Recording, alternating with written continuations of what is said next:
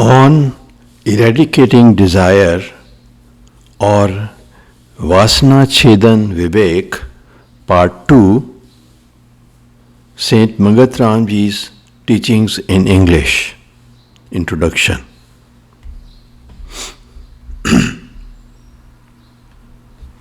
This video is written and narrated by Premi Ashok Gupta. He has difficulty understanding the profound teaching of Maharaji or Saint Mangat Ramji. He requests forgiveness for his mistakes. This writing is a paraphrase, not the literal translation of the original in Hindi. On eradicating desire or Vasana Chedan Vivek, Part 2 is taken from Granth Shri Samta Vilas, page 310 to page 321. Please see the video description on YouTube for more information.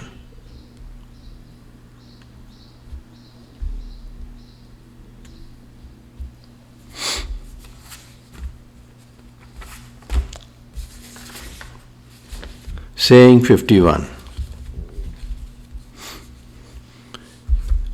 वासना युक्त जीवन ही बंधन स्वरूप है और निर्वासना स्थिति ही निर्बंध है। वासना युक्त होकर तो हर एक जीव विचर रहा है और निर्वासना स्थिति वाला कोई विरला ही ज्ञानी है। वह ही संसार का गुरु है और परम तत्व की श्रद्धा प्रेम को प्रकाश करने वाला है। उसकी जीवन कीर्ति कल्याणकारी है। अगर इस वासना रूपी गंभीर रोग का उपाय ना किया जावे तो ये अधिक वेग में प्रकट होकर जीवन को नष्ट कर देती है। इस वास्ते वासना निवृत्ति के जो साधन हैं उनको निश्चय से धारण करके अपनी कल्याण करनी चाहिए। सेइंग 51. वासना युक्त जीवन ही बंधन स्वरूप है और निर्वासना स्थिति ही निर्बंध है। वासना युक्त होकर तो हर एक जीव विचर रहा है और निर्वासना स्थिति वाला कोई विरला ही ज्ञानी है। वह ही संसार का गुरु है और परम तत्व की श्रद्धा प्रेम को प्रकाश करने वाला है। उसकी जीवन कीर्ति कल्याणकारी है। अगर इस वासना रूपी गंभीर रोग का उपाय ना किया जावे तो ये अधिक वेग में प्रकट होकर जीवन को नष्ट कर देती है। इस वास्ते वासना निवृत्ति के जो साधन हैं उनको निश्चय से धारण करके अपनी कल्याण करना चाहिए। Living in desire is bondage, and freedom from it is liberation. Every being wanders in desire. Only a rare seer is free from it. He alone is the word teacher. He reveals the supreme truth. His life is a blessing for the world. One destroys his life if he does not cure the severe disease of desire. Therefore, he must stick to the ways that end desire. Saying 52. यह शरीर जो कर्म का जंतर है और जिससे नाना प्रकार के कर्म पलक पलक विखे प्रकट होते हैं और जीव शरीर की ममता धारण किए हुए तमाम कर्मों के भोगों में आसक्त होकर हर वक्त चलायमान होता रहता है, किसी हालत में भी संतोष को प्राप्त नहीं हो सकता। इस अशांति की निवृत्ति का सहज उपाय यही है कि पहले अनर्थक कर्म जो शारीरिक उन्नति को नाश करने वाले हैं उनका त्याग किया जावे। बाद में सत्कर्म जो बुद्धि को निर्मल करने वाले हैं उनमें दृढ़ निश्चय धारण करके प्रभु इच्छा संबंध को निश्चित करके विचरना ही कल्याण के देने वाला है। सेइंग 52. यह शरीर जो कर्म का यंत्र है और जिससे नाना प्रकार के कर्म पलक पलक विखे प्रकट होते हैं और जीव शरीर की ममता धारण किए हुए तमाम कर्मों के भोगों में आसक्त होकर हर वक्त चलायमान होता रहता है, किसी हालत में भी संतोष को प्राप्त नहीं हो सकता। इस अशांति की निवृत्ति का सहज उपाय यही है कि पहले अनर्थक कर्म जो शारीरिक उन्नति को नाश करने वाले हैं उनका त्याग किया जावे। बाद में सत्कर्म जो बुद्धि को निर्मल करने वाले हैं उनमें दृढ़ निश्चय धारण करके प्रभु इच्छा संबंध को निश्चित करके विचरना ही कल्याण के देने वाला है।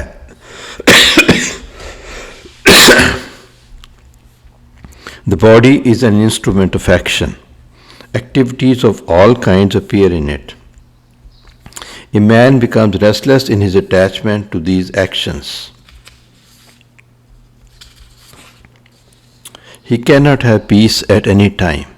He must give up wicked actions and perform noble actions only in the will of God. Saying 53. सादगी, सेवा, सत्य, सत्संग और सत्सिमरन आदि गुणों को सादगी, सेवा, सत्य, सत्संग और सत्सिमरन आदि गुणों के साधनों को धारण करने से अधिक बुद्धि बलवान होकर तमाम अनर्थक कर्मों का त्याग कर देती है। यानी कि इन साधनों के बगैर कई प्रकार के अवगुण हर वक्त बुद्धि को भरमाते रहते हैं। अच्छी तरह से विचार करने से सब सार का पता चल जाता है। एक प्रभु विश्वासी होकर तमाम शरीर के दुख व सुख उसकी आज्ञा में निश्चित करने से ही असली कल्याण का मार्ग है। सेइंग 53. सादगी, सेवा, सत्य, सत्संग और सत्सिमरन आदि गुणों के साधनों को धारण करने से अधिक बुद्धि बलवान होकर तमाम अनर्थक कर्मों को त्याग कर देती है। यानी कि इन साधनों के बगैर कई प्रकार के अवगुण हर वक्त बुद्धि को भरमाते रहते हैं। अच्छी तरह से विचार करने से सब सार का पता लग जाता है। एक प्रभु विश्वासी होकर तमाम शरीर के दुख व सुख उसकी आज्ञा में निश्चित करने से ही असली कल्याण का मार्ग है।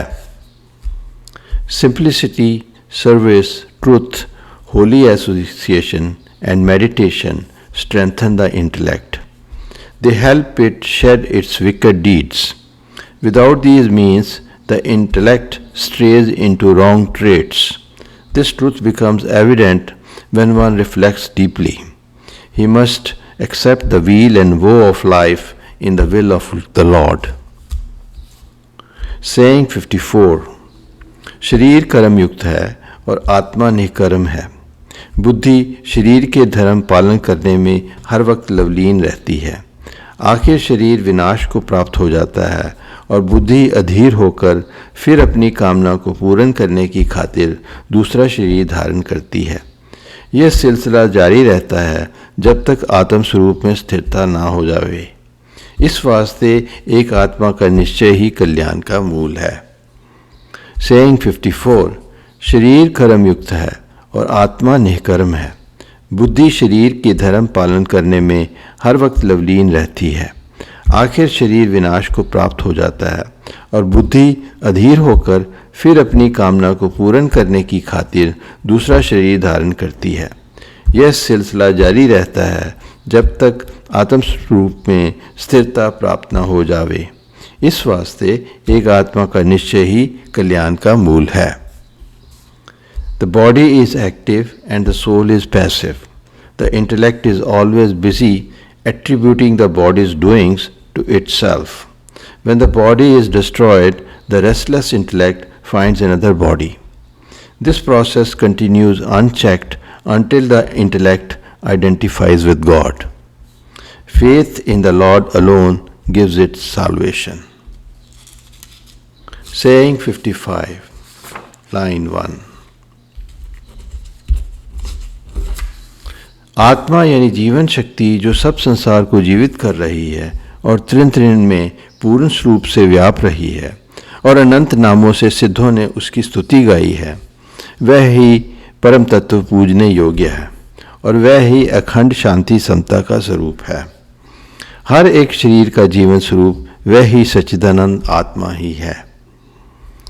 लाइन 1. आत्मा यानी जीवन शक्ति जो सब संसार को जीवित कर रही है और तृण तृण में पूर्ण स्वरूप से व्याप रही है और अनंत नामों से सिद्धों ने उसकी स्तुति गाई है, वह ही परम तत्व पूजने योग्य है और वह ही अखंड शांति समता का स्वरूप है। हर एक शरीर का जीवन स्वरूप वह ही सच्चिदानंद आत्मा ही है। The soul is the life principle which animates all beings of this world. It permeates every blade of grass. The seers have sung its glory with countless names. It is worth every worship. It is eternal peace of sameness. Line 2. बुद्धि आत्मसत्ता को भूलकर अभिमानवश होकर कई प्रकार की रचना को देखती है और ग्रहण और त्याग के कर्म में लगी रहती है। जब तक आत्म तत्व का साक्षात्कार ना होवे तब तक मिथ्या कल्पना का ये वासना का अंधकार नाश नहीं होता। इस वास्ते सत्पुरुषार्थ को धारण करके अपने सत्स्वरूप का अनुभव करना चाहिए जो निर्वास अखंड शांति है। लाइन 2। बुद्धि आत्म सत्ता को भूलकर अभिमानवश होकर कई प्रकार की रचना को देखती है और ग्रहण और त्याग के कर्म में लगी रहती है। जब तक आत्म तत्व का साक्षात्कार ना होवे तब तक मिथ्या कल्पना का ये वासना का अंधकार नाश नहीं होता। इस वास्ते सत्पुरुषार्थ को धारण करके अपने सत्स्वरूप का अनुभव करना चाहिए जो निर्वास अखंड शांति है। The intellect identifies with the body and forgets the soul. It sees the phenomena of many kind. It sees phenomena of many kinds its own projections. It is always busy with attraction and aversion. A man cannot dispel false ignorance without self-realization. Therefore, he must approach his seer, strive to realize the truth, and attain that being without a desire. Saying 56. अपने शरीर के अंतर ही उस परम तत्व को बुद्धि अनुभव कर सकती है, क्योंकि वह एक शक्ति है। उसका रूप वर्ण चिन्ह आकार कोई नहीं है। सब आकारमय संसार उस ही शक्ति में विचर रहा है और हर एक चीज़ की मर्यादा उसी परम तत्व से है। उसके बगैर ना किसी वस्तु का स्वरूप है, ना ही कोई वस्तु स्थिर रह सकती है। यानी तमाम तत्वमय संसार उस चेतन सत्ता प्रकाश के आधार पर ही स्थिर है। ऐसी अपार महिमा वाला परमेश्वर विज्ञान स्वरूप निश्चल बुद्धि करके अनुभव हो सकता है। सेइंग 56। अपने शरीर के अंतर ही उस परम तत्व को बुद्धि अनुभव कर सकती है, क्योंकि वह एक शक्ति है। उसका रूप वर्ण चिन्ह आकार कोई नहीं है। सब आकारमय संसार उसी शक्ति में विचर रहा है और हर एक चीज़ की मर्यादा उसी परम तत्व से है। उसके बगैर ना किसी वस्तु का स्वरूप है और ना ही कोई वस्तु स्थिर रह सकती है।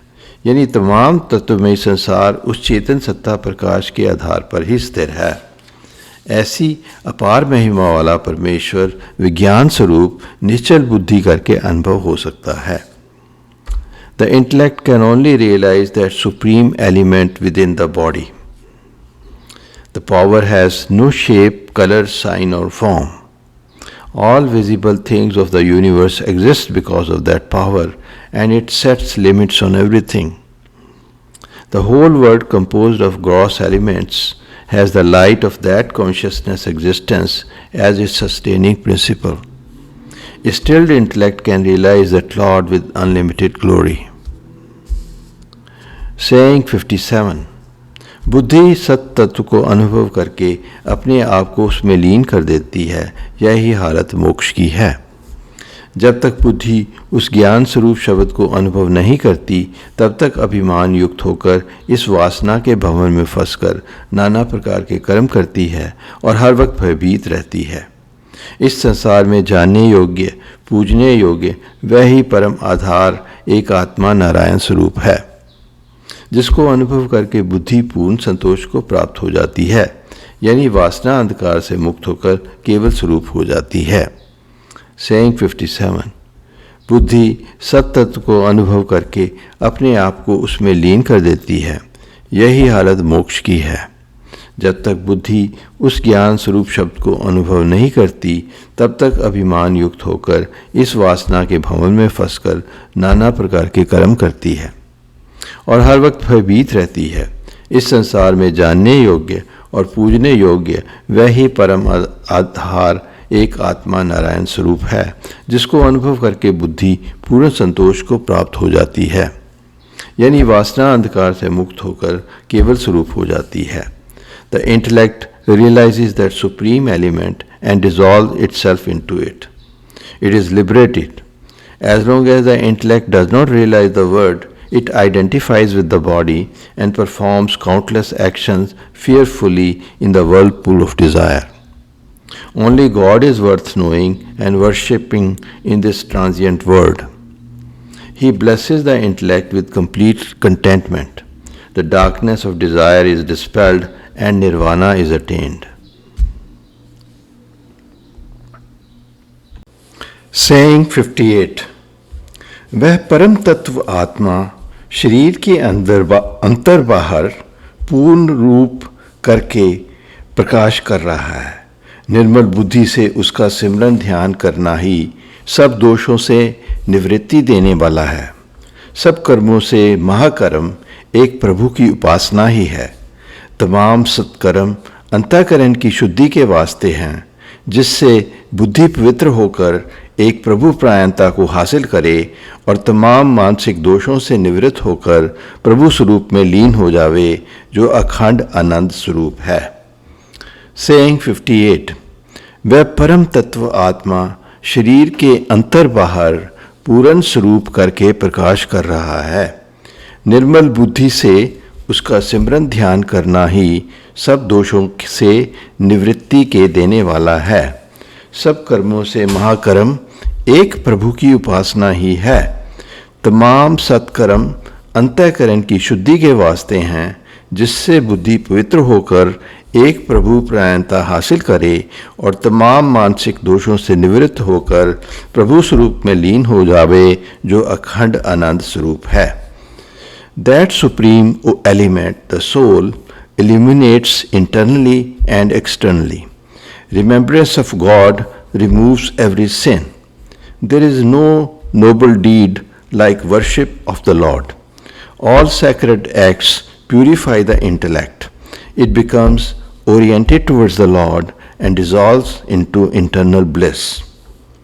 Saying 59, line 1. आत्मा शरीर में इस तरह प्रकाश कर रहा है जिस तरह दूध में घृत। इसलिए सत्य यतन से ही वह परम तत्व शब्द स्वरूप अनुभव हो सकता है।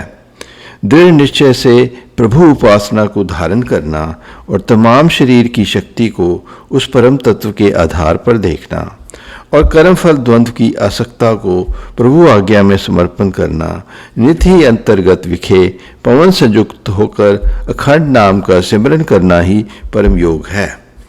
Saying 59, line 1. आत्मा शरीर में इस तरह प्रकाश कर रहा है जिस तरह दूध में घृत। इसलिए सत्यतन से ही वह परम तत्व शब्द स्वरूप अनुभव हो सकता है। दृढ़ निश्चय से प्रभु उपासना को धारण करना और तमाम शरीर की शक्ति को उस परम तत्व के आधार पर देखना और कर्मफल द्वंद्व की आसक्ता को प्रभु आज्ञा में समर्पण करना, नित ही अंतर्गत विखे पवन संयुक्त होकर अखंड नाम का सिमरन करना ही परम योग है। Just as butter pervades milk, the soul permeates the body. The right endeavor leads to experience of the word, the supreme reality. A man must remember God steadfastly, see Him as the anchor of this body, surrender the fruit of action to Him, and remember the name with each breath. Line 2. जो इस प्रकार करके पलक पलक विखे प्रभु नाम का सिमरन करता है, उसकी मनोवृत्ति निरोध हो जाती है और मन एकाग्र होकर अपने अंतर विखे अखंड अविनाशी शब्द को अनुभव करता है, जो सब संसार का जीवन स्वरूप है और वह ही निर्वास पद है। लाइन 2. जो इस प्रकार करके पलक पलक विखे प्रभु नाम का सिमरन करता है, उसकी मनोवृत्ति निरोध हो जाती है और मन एकाग्र होकर अपने अंतर विखे अखंड अविनाशी शब्द को अनुभव करता है, जो सब संसार का जीवन स्वरूप है और वह ही निर्वास पद है।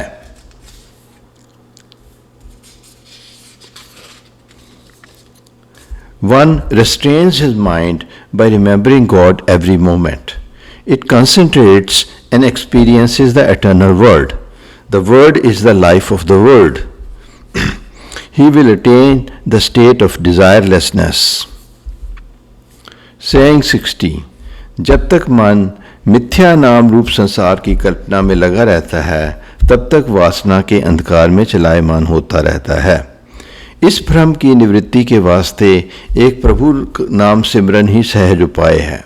जो यथार्थ रूप से धारण किया जावे।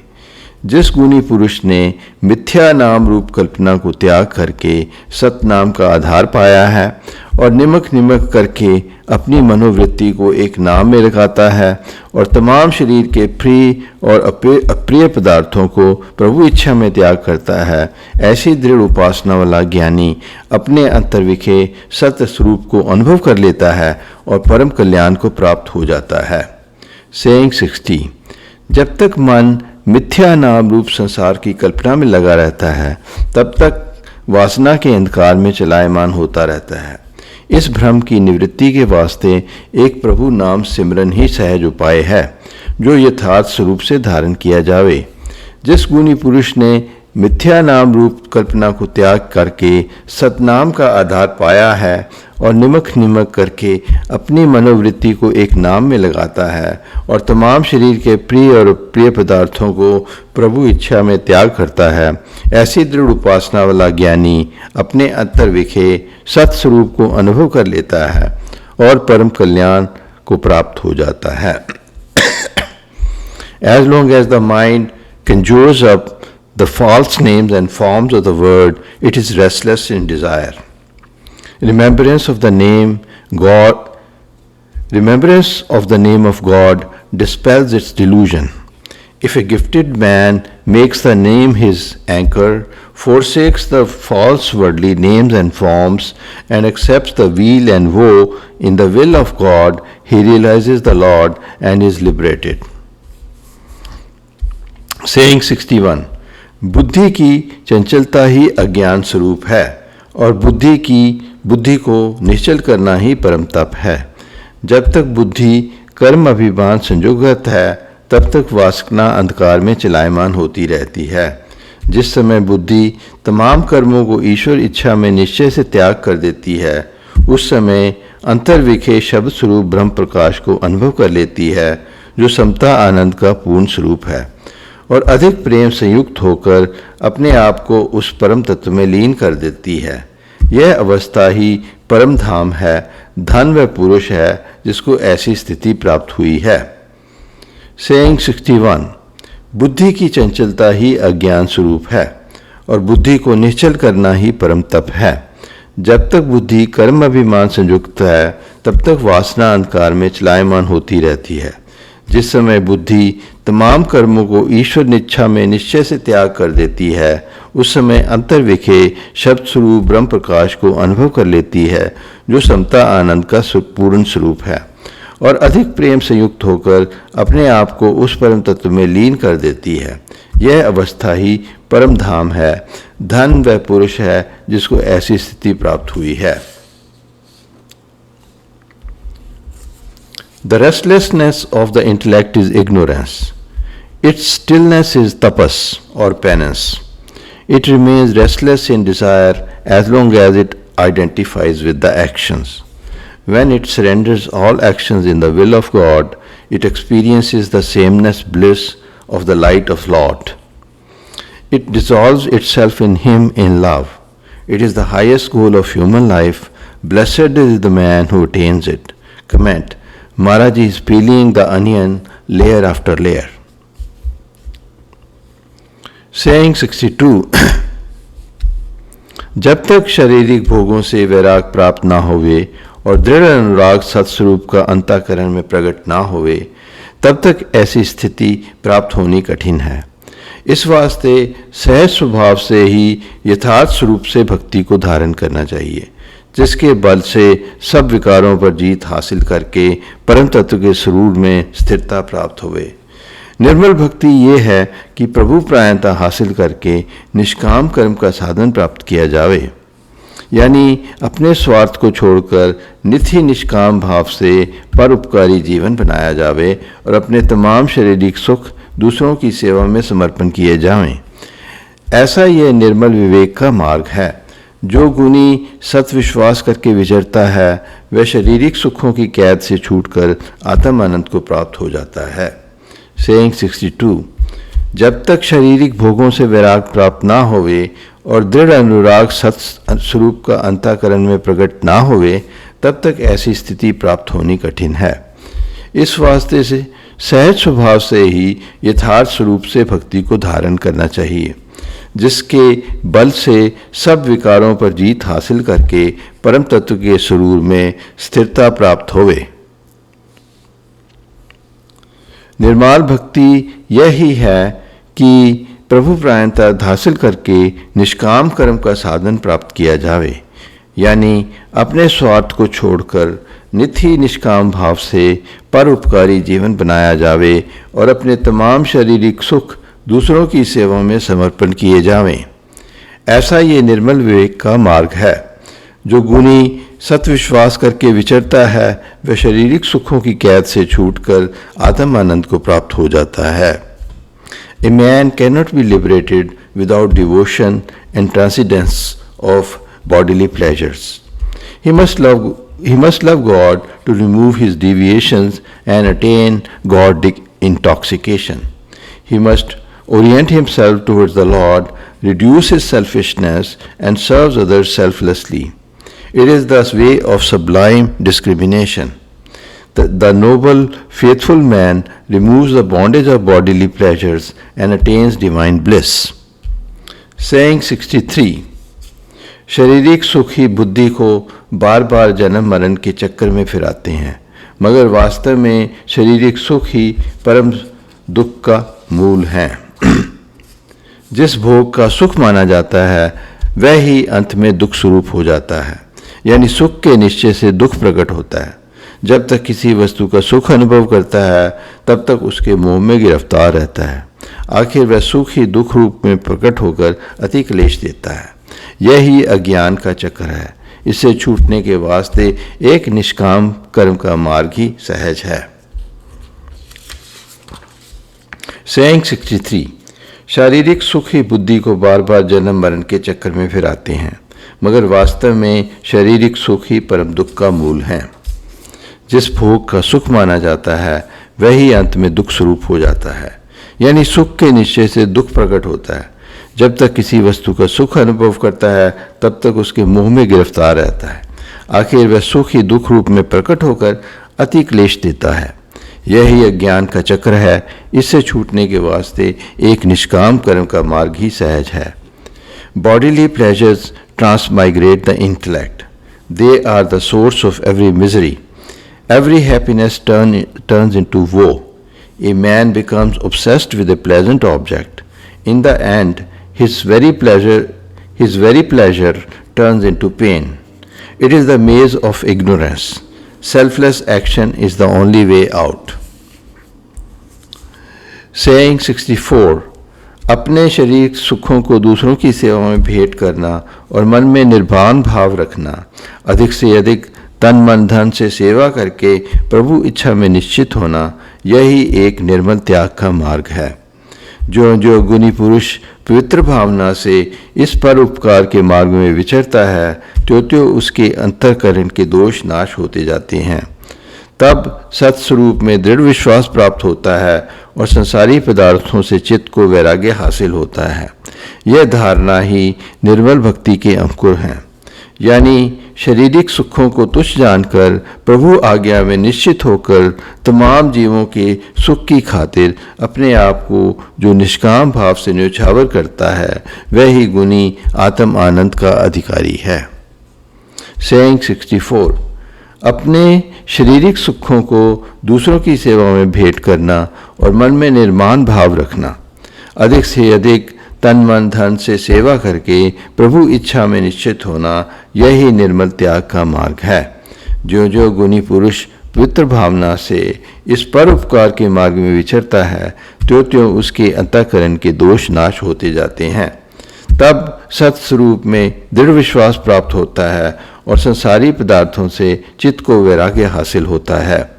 यह धारणा ही निर्मल भक्ति के अंकुर हैं, यानी शारीरिक सुखों को तुच्छ जानकर प्रभु आज्ञा में निश्चित होकर तमाम जीवों के सुख की खातिर अपने आप को जो निष्काम भाव से न्यौछावर करता है वही गुणी आत्म आनंद का अधिकारी है। One must serve others humbly, sacrificing his body, mind and wealth in God's will. As a gifted man serves others, his defects decrease. His faith increases and he develops renunciation for worldly objects. Pure devotion sprouts. Physical pleasures lose their charm for him. He sacrifices himself selflessly and attains divine bliss.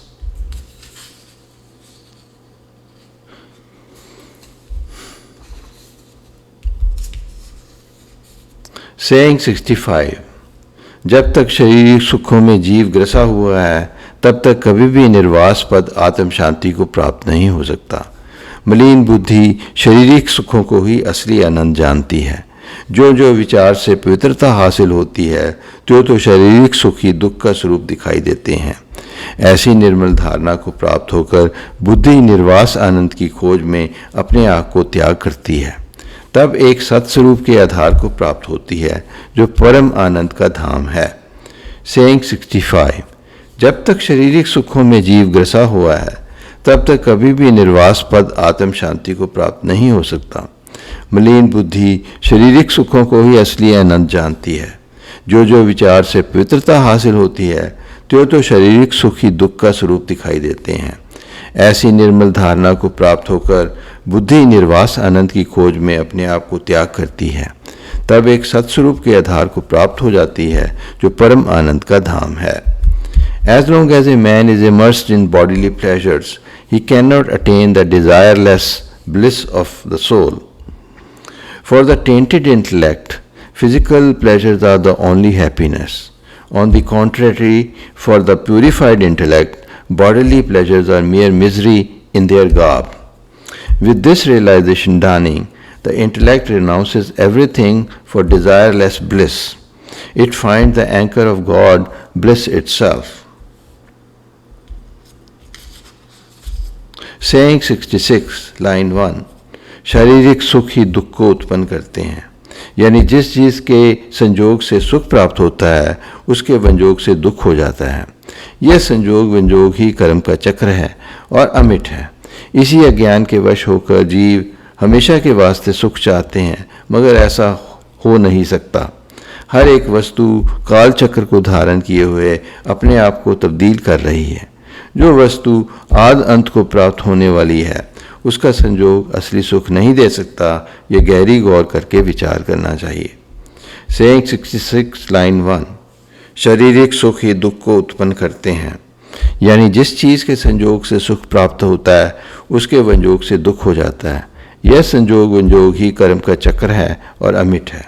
इसी अज्ञान के वश होकर जीव हमेशा के वास्ते सुख चाहते हैं मगर ऐसा हो नहीं सकता।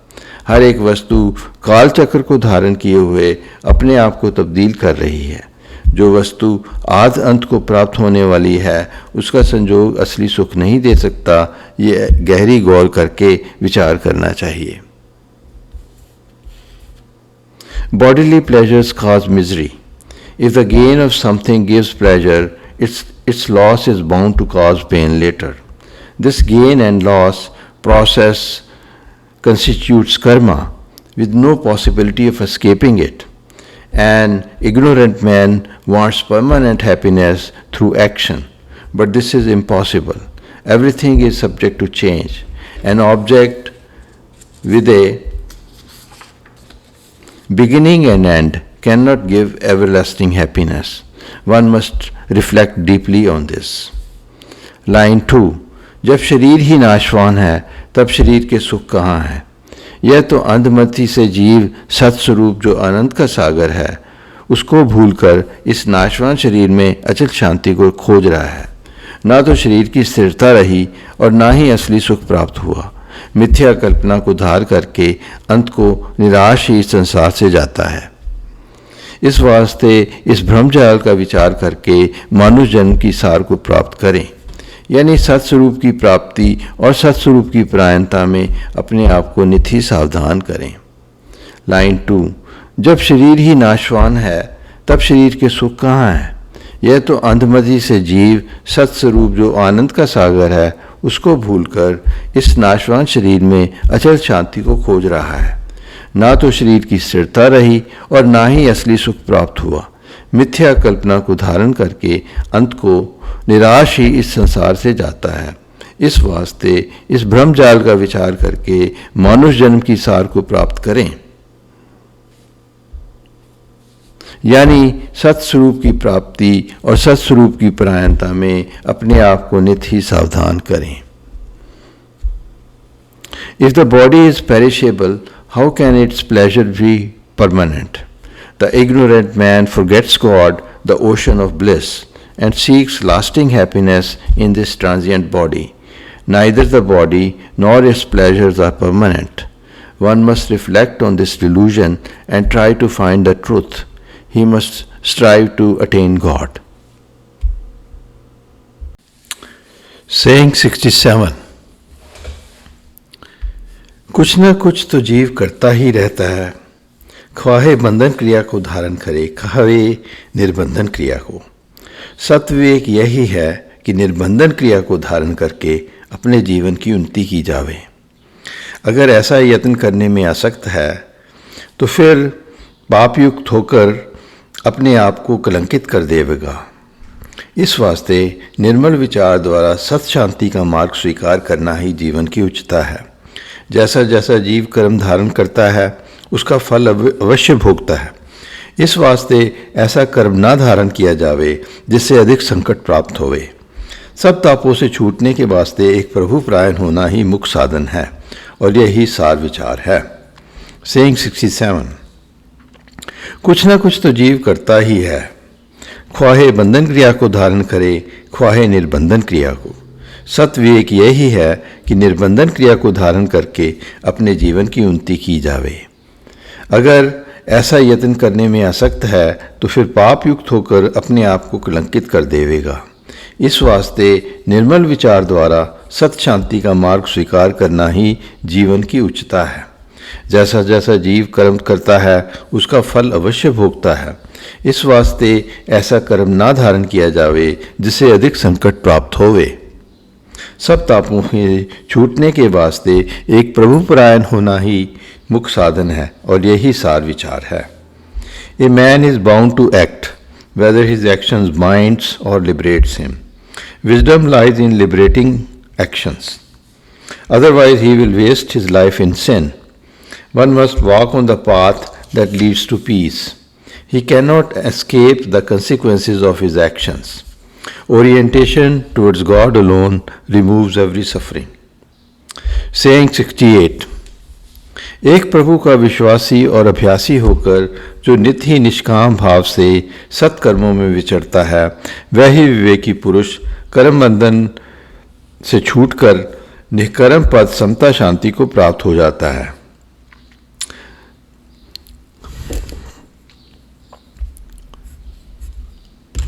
सब कुछ प्रकाश एक प्रभु का ही देखना और सब जीवों को सुख देना अपना परम धर्म समझना, अपने आचार विचार में नित्य पवित्रता हासिल करनी, यही निर्मल भक्ति है जो प्रभु स्वरूप में लीन कर देती है। नित्य ही सत्य यत्न धारण करना चाहिए। सेइंग 68। एक प्रभु का विश्वासी और अभ्यासी होकर जो नित्य ही निष्काम भाव से सत्कर्मों में विचरता है, वह ही विवेकी पुरुष कर्म बंधन से छूटकर निष्कर्म पद समता शांति को प्राप्त हो जाता है। सब कुछ प्रकाश एक प्रभु का ही देखना और सब जीवों को सुख देना, अपना परम धर्म समझना, अपने आचार विचार में नित्य पवित्रता हासिल करनी, यही निर्मल भक्ति है जो प्रभु स्वरूप में लीन कर देती है। नित्य ही सत्यतन धारण करना चाहिए। A person must have faith in God and act selflessly. Such a wise man will remove the bondage of his actions and attain the peace of sameness. He must see the light of God everywhere and give happiness to every being. Devotion is the purity of thought and conduct. It merges him into God. Saying 69.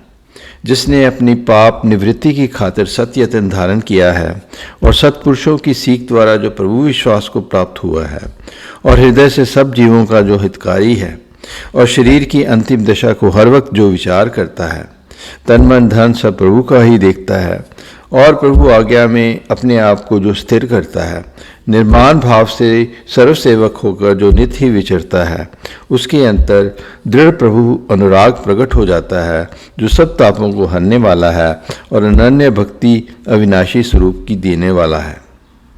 Saying 69, जिसने अपने पाप निवृत्ति की खातिर सत्यतन धारण किया है और सत्पुरुषों की सीख द्वारा जो प्रभु विश्वास को प्राप्त हुआ है और हृदय से सब जीवों का जो हितकारी है और शरीर की अंतिम दिशा को जो हर वक्त विचार करता है, तन मन धन सब प्रभु का ही जो देखता है और प्रभु आज्ञा में अपने आप को जो स्थिर करता है, निर्माण भाव से सर्वसेवक होकर जो नित्य विचरता है, उसके अंदर दृढ़ प्रभु अनुराग प्रकट हो जाता है, जो सब तापों को हरने वाला है और अनन्य भक्ति अविनाशी स्वरूप की देने वाला है।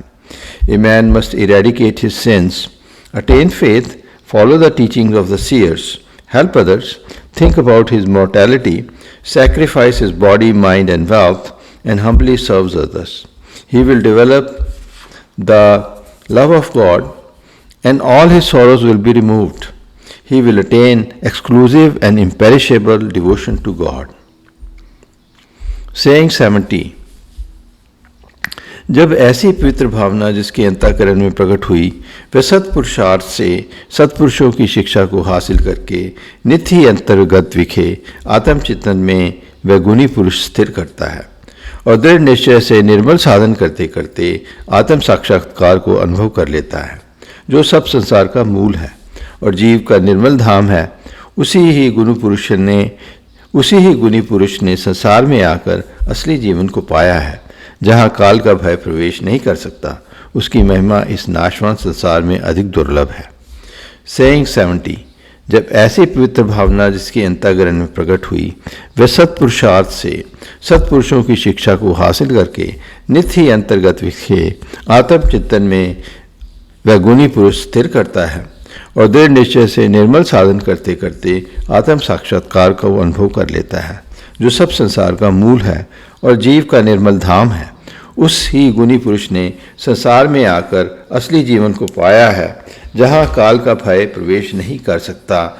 उसकी महिमा इस नाशवान संसार में अधिक दुर्लभ है। A man who follows the teaching of the seers with pure disposition and contemplates his soul attains self-realization. It is the sublime goal and the source of the world. He finds true life and does not fear time. It is rare to achieve such glory in this perishable world. Saying 71, हर वक्त एक आत्मचिंतन में मन को लगाए रखना और संसारी पदार्थों से त्याग हासिल करना, यानी अपने जीवन के सुख पदार्थ दूसरों की सेवा में निष्काम भाव से त्याग करने, केवल एक प्रभु का ही मन में भरोसा रखना, सब संसार को निश्चय से नाशवान देखना और जीवित में ही आत्मस्थिति को प्राप्त करने का निर्मल यत्न करना ही सब वासना के अंधकार को नाश करने वाला है और समता आनंद निर्दोष पद की देने वाला है।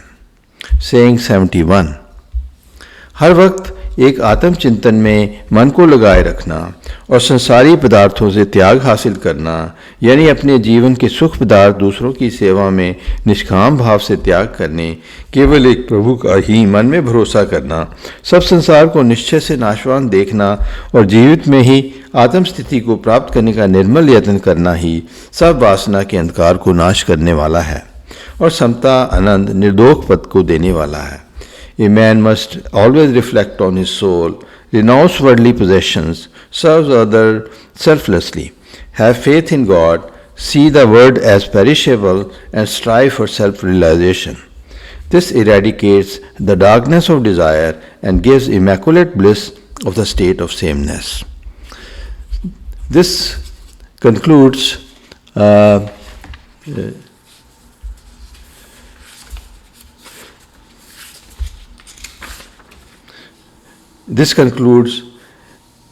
on eradicating desire part 2 और वासना छेदन विवेक. Mahamantra will be chanted for 5 minutes.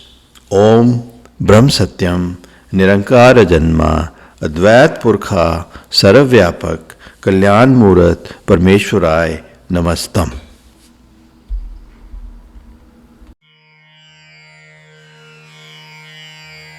Om Brahma Satyam Nirankara Janma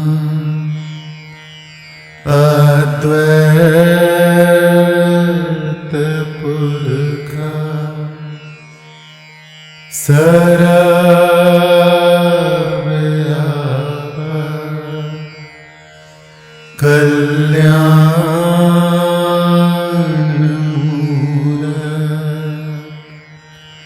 परमेश्वराय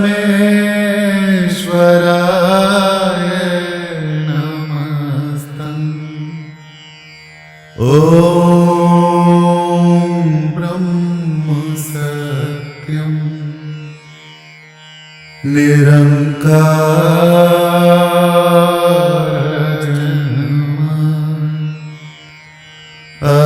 अद्वैत पुरुषा सर्वव्यापक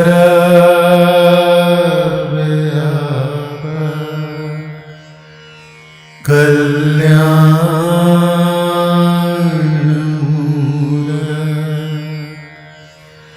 परमेश्वराय नमस्तम्। ॐ ब्रह्म सत्यम् निरंकार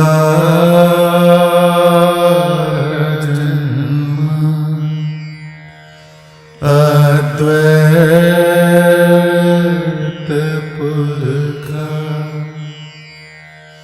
सर्वव्यापक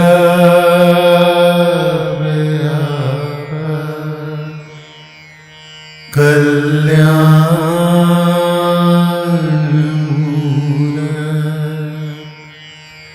परमेश्वराय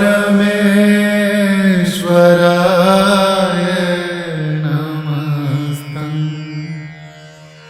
ॐ ब्रह्म सत्यम् निरंकार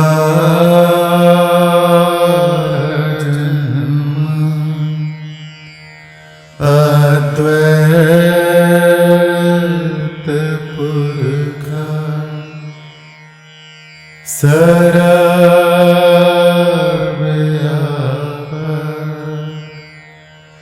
कल्याणमूलः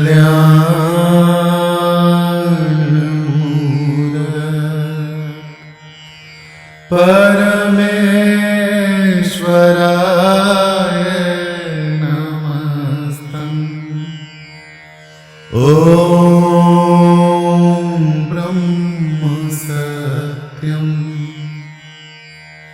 निरंकार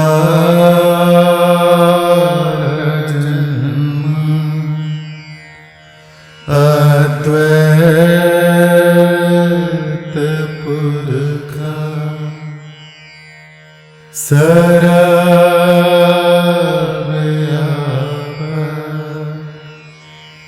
कल्याणमूलः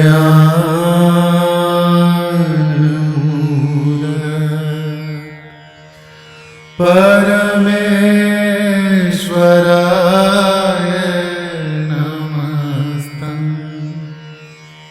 ॐ ब्रह्म सत्यम् निरंकार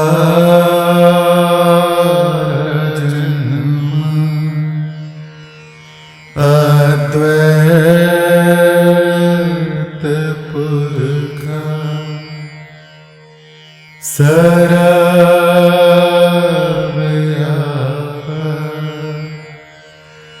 कल्याणमूलः